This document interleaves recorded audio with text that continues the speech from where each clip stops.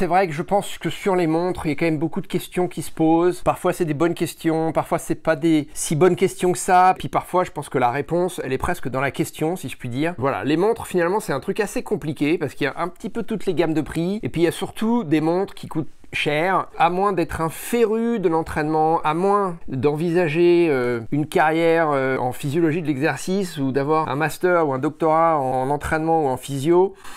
On ne se sert pas tellement de toutes les fonctions que ces petits bijoux à 1000 €, hein, pour résumer, nous proposent. Donc je suis ravi d'avoir des questions de montres parce que j'ai des montres voilà, qui valent 1000 € et je me sers pas de toutes les fonctions évidemment, mais par contre je les ai emportées un peu sur tous les terrains. Enfin c'est des montres parce que j'en ai plusieurs que je mets à mon poignet en permanence, avec lesquelles donc je voyage, avec lesquelles je vais faire des courses à étapes, je vais faire des courses non-stop, je vais faire des ultras, je vais faire des marathons. Donc je suis pas un spécialiste de la question si tu veux, mais j'ai quand même un peu d'expérience sur l'utilisation des montres et j'ai démarré il y a 20 ans, ouais 25 ans, même 30 ans peut-être. J'y connaissais rien et j'avais même du mal à comprendre comment ça marchait. Je me lance dans la question. Bonjour à tous. En ce début d'année, alors là on est en mars mon pauvre Jordan, tu nous as sans doute posé la question en juin, mais en juillet, en janvier, mais c'est une question qui reste d'actualité. Je souhaite faire l'acquisition d'une montre pour le trail running. J'hésite entre la Suunto Race et la Garmin Epix Pro 2. Que me conseillez-vous? Actuellement, j'ai une Apple Watch SE. Ok, je vais vite éluder la question de l'Apple, parce que Apple a pas depuis, parce que je pense qu'à l'époque elle y était déjà, il y a l'Ultra, hein, l'Apple, il y avait l'Ultra 1, maintenant il y a l'Ultra 2, qui te permet de faire la même chose que la montre que tu as aujourd'hui, toi qui est une Apple Watch, mais qui est un petit peu plus orientée running, avec une batterie un petit peu plus longue. Tu as l'ergonomie d'Apple dessus, tu peux faire beaucoup de choses avec ta montre, surtout si tu as un iPhone comme téléphone, mais c'est un produit très différent que ce que peut te proposer les trois leaders du secteur, si tu veux, Coros,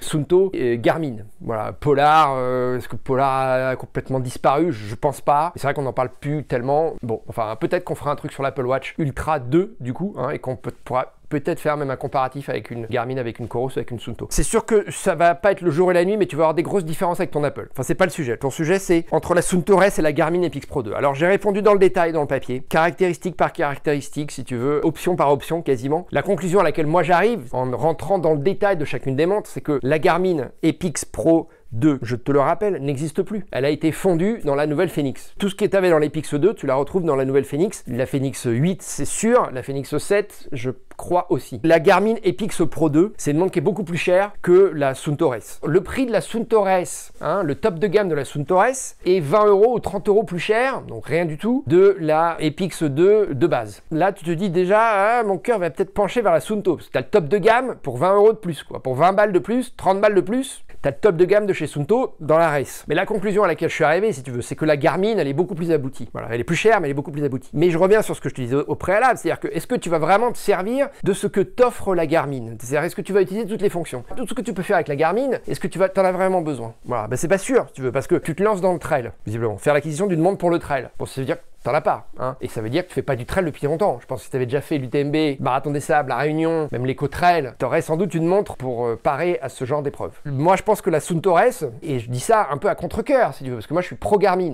La raison pour laquelle je suis pro-Garmin, il y en a deux. C'est que Garmin m'a toujours accompagné, moi, dans toutes mes courses. J'ai toujours eu la chance d'avoir un bon relationnel avec les gens de Garmin qui m'ont toujours donné des montres à tester. Ok, donc je connais bien les produits Garmin. Je connais un petit peu moins bien beaucoup moins bien les produits Suunto, et je connais pas du tout les produits Coros. Donc Coros, j'en parle jamais parce que je connais pas en fait. Et j'ai pas tellement envie de connaître parce que quand je vois les montres portées sur des gens autour de moi, bon, bah ça me paraît pas, si tu veux, tellement plus intéressant, tellement différent de ce que proposent Garmin et Suunto.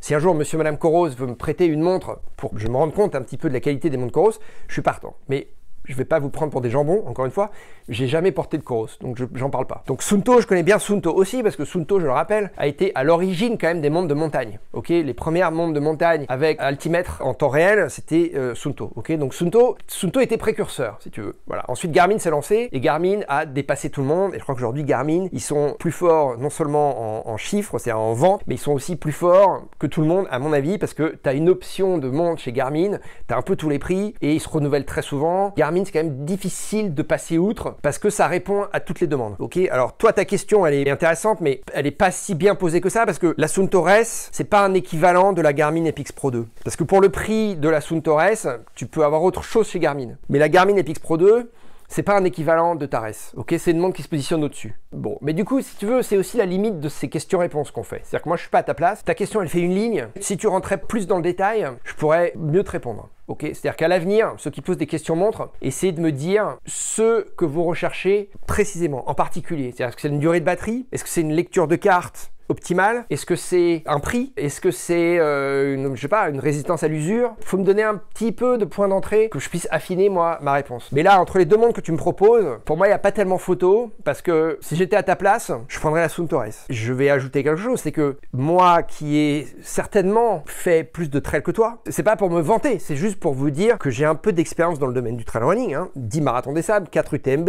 un Grand Raid de la Réunion, un 200 km en Libye, plein d'autres trails, 4 éco-trails, dont un en Arabie Saoudite. Enfin bon, j'ai quand même, voilà, j'ai un petit peu d'expérience en trail, 3 Hong Kong 100. Et donc, même avec ma pratique, moi, qui est quand même assez intense et qui est très orientée longue distance, je prendrais pas l'Epix Pro 2. Je la prendrais pas d'abord parce qu'elle n'existe plus, la montre. Garmin ne la produit plus. Donc, toutes les Epix série Pro 2 que tu vas trouver, ce ne sera pas des nouvelles montres. C'est des montres qui datent de 2023, quand Garmin a sorti la montre. Donc, c'est des fins de série, si tu veux. Après, il y a la question du prix. Mais là, globalement, la Suntory, elle te permet de faire plein de choses. Et suffisamment de choses pour te lancer dans le trail et pour être consistant, persistant, pour durer. Durer, j'aime bien ce mot-là, durer. Être et durer. C'est une devise commando, être et durer. Il suffit pas d'être, ce qu'il faut c'est durer. Et bien cette montre-là, elle te permet de durer dans le trail. On en reparle dans 3 ans, mais ta Suntory, tu l'utiliseras toujours dans 3 ans et il n'y aura pas de problème. Le seul petit bémol que j'ai par rapport à la Suntory, moi, c'est le design. Je suis pas fan du design. Je suis pas fan du design parce que c'est un design assez sobre. C'est un design de montre moderne que tu peux mettre tous les jours, qui a pas trop un look de montre outdoor. Du coup, moi, j'aime pas. Moi, je préfère les montres pour faire du trail. Du trail, encore une fois, engagé, en montagne, longue distance. Je préfère une montre qui a un look de montre d'aventure, qui a un look un peu baroudeur. C'est mon truc, c'est moi, voilà, ça me plaît. Moi, c'est pour ça que j'aime bien les Fenix, les gros écrans de l'Enduro 3, qui est ma montre actuelle. Cela dit, l'Epix Race, elle a un gros écran aussi. L'écran est assez gros. Mais si tu veux, le cadran, tout ça, ça fait pas montre solide d'aventure. C'est un petit peu plus élégant. On va dire ça comme ça. C'est un peu plus élégant. Voilà. Bon, moi, l'élégance en trail running, dans les courses aventure, j'en ai rien à faire. Ok, ce qui m'intéresse, c'est d'avoir un truc qui fasse bien un mastoc. Bon, je veux pas dire bien militaire aventure, mais un peu quand même, quoi. Tu vois, voilà. Je me la joue dans ma tête. Moi, j'ai une montre. Je me dis, tiens, ça, c'est un truc de guerrier, quoi. Le look, c'est important pour moi, et notamment dans la montre. Bon, voilà. Donc, en gros, j'ai répondu à ta question. Je pourrais faire le clap de fin. Mais tu as 2 points aujourd'hui pour répondre à ta question. Quand même, les sites web des montres sont quand même hyper bien faits. Tu as tout le détail. C'est facile de nous envoyer un mail avec des questions et on fait la recherche pour toi. Mais la recherche, tu peux la faire toi-même. D'accord? Premièrement. Ce que je vais pouvoir t'apporter, c'est pas tellement cette recherche. C'est-à-dire, je vais passer du temps à le faire, alors que toi, tu pourrais le faire. Mais au final, on va arriver à la même conclusion. Par contre, sur ces sites de montres-là, tu n'as pas le retour d'expérience. Moi, je peux te faire ce retour d'expérience. Je peux te dire, sur un UTMB, il faut plutôt prendre ça parce que tu vas mettre tant de temps. Sur un marathon des sables, tu vas recharger ta montre avec un chargeur solaire parce qu'il faut que la montre, elle te dure une semaine. Sur des Fenix passés, moi, j'ai déjà eu des problèmes de solidité, de robustesse, de résistance à l'usure, pas à la météo, mais au terrain, et notamment au sable, avec des boutons qui restaient un peu coincés. Je parle de Garmin parce que j'ai surtout porté des Garmin, mais je pense que tu as un peu la même chose chez toutes les marques. Donc, je peux, moi, te faire un retour d'expérience pour alimenter ta réflexion qui aura été déjà, si tu veux, pré-mâché par ton étude que tu auras fait sur Internet. Ok, voilà. Après, l'étude sur Internet dont je te parle, il y a un truc qui est très facile aujourd'hui, c'est quand même l'intelligence artificielle. Tu lui demandes de faire le comparatif entre tes montres. C'est quand même magique ce truc. Enfin, pour ceux qui n'ont pas testé. Moi, j'ai mis un peu de temps à croire que c'était magique, mais je veux dire, depuis, j'utilise plus Google. Et là, tu fais ton comparatif entre les 2 montres, tu as ta réponse. Après, voilà, c'est là où tu passes au 2e volet, où tu demandes l'avis des gens qui ont plus d'expérience que toi dans le sport. Je vais ajouter un volet à ma réponse. Je te conseille de prendre la Suntory, c'est la moins chère, t'as pas besoin de dépenser 1000 €. Voilà, après il y a la question du look. Mais il y a une autre question, si tu veux, c'est quelle est ton ambition dans le trail running? Est-ce que tu démarres et tu veux une montre pour démarrer, ou tu démarres mais tu veux une montre qui va te durer? Tu m'as pas parlé de ton budget, Tu dis pas je veux une montre à moins de 500, à moins de 300, je peux payer 800, tu t'en parles pas. Mais si tu veux, moi je pars toujours du principe que je préfère essayer de taper dans le haut de gamme, même si je sais que je vais pas me servir de toutes les fonctions, parce que ça évolue tellement vite que si j'ai un haut de gamme, la durée de vie d'une montre comme ça peut être 5 ans. Ça me paraît raisonnable, dans un sens comme dans l'autre. Tu pourrais la faire durer 10 ans, ta montre, et tu pourrais en changer tous les ans. Si tu mets 1000 € aujourd'hui, dans 5 ans, tu auras amorti les 1000 €, et dans 5 ans, tu pourras te repayer un top de gamme à 1000 € qui sera un truc tellement mieux que ta montre d'il y a 5 ans. C'est comme avec un iPhone, hein. Mais donc, si tu achètes un truc qui est déjà pas top de gamme, tu vas avoir envie de changer avant 5 ans. Donc finalement, ça revient toujours un peu à la question du prix, quoi. Est-ce qu'il vaut pas mieux investir un petit peu plus aujourd'hui pour avoir un truc qui te dure dans le temps, avec lequel tu vas pouvoir toi-même évoluer? Qui sait, peut-être que dans un an, tu prendras un coach, tu auras eu ton dossard UTMB, tu voudras à tout prix terminer l'UTMB, tu embaucheras un coach, et ton coach, si c'est un coach un peu scientifique, si tu veux, il se référera à ta montre et aux données de ta montre, et il en parlera avec toi. Et puis, c'est comme une voiture, sauf que ça se déprécie beaucoup moins vite. Tu vas pouvoir la revendre. Achète une Phoenix 8 aujourd'hui, un top de gamme de Phoenix 8, c'est 1200, 1300, mais tu la revends dans 2 ans, peut-être 800 si tu veux, ou je ne sais pas, 700, j'en sais rien. Tu auras 700, bah, tu rajoutes 300, hop, tu as un nouveau top de gamme.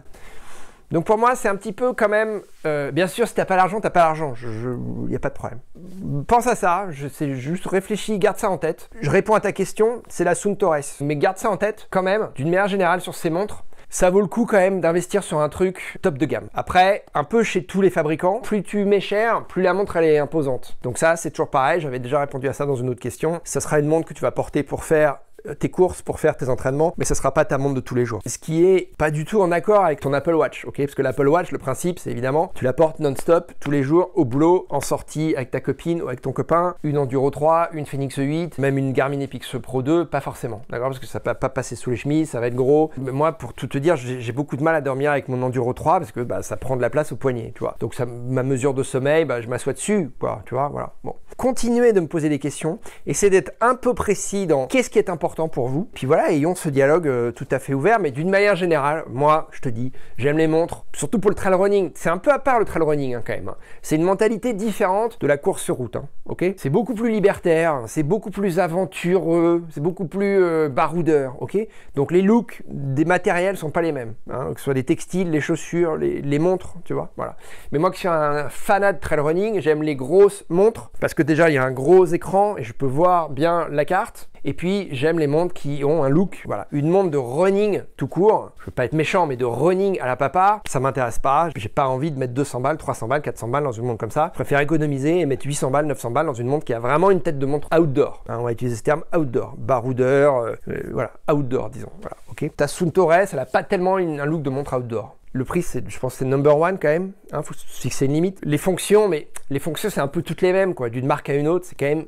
Ok, l'ergonomie, c'est pareil. Pas sûr que, moi qui ne jure que par Garmin, je puisse te certifier que Garmin est plus ergonomique que Suunto ou que Coros. Je pense que c'est pas vrai. Je pense que très vite, tu t'habitues à l'une ou à l'autre. Donc après, c'est une question de feeling avec la marque. Moi, ce que me communique Garmin, ça me parle. Ce que me communique Suunto, ça me parle. Ce que Coros, je connais pas. Polar, ça me parle pas. Je suis anti-Polar. Voilà.